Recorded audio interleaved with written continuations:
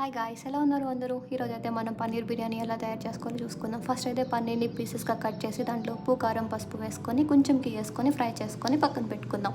తర్వాత ఒక కుక్కర్ని తీసుకొని కొంచెం ఆయిల్ గీ కూడా వేసేసి బిర్యానీ మసాలాని అయితే యాడ్ చేసుకుందాము.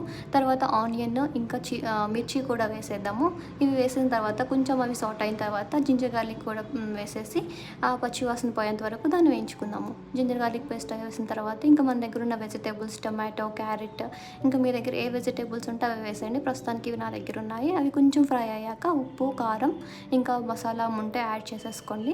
తర్వాత ఇవి కొంచెం సాట్ అయిన తర్వాత మనం నానబెట్టిన బిర్యానీ రైస్ని కూడా వేసేసుకొని కలుపుకుందాం. తర్వాత నేనైతే 2 కప్స్ రైస్ తీసుకున్నాను, దానికి 3 కప్స్ వాటర్ అయితే పోసాను. తర్వాత కొంచెం కొత్తిమీర, పుదీనా ఇంకా ఫ్రై చేసిన నా పన్నీర్ కూడా వేసేసి లిడ్ పెట్టేసుకొని 1 విజిల్ తర్వాత చూస్తే మన బిర్యానీ అయితే రెడీ.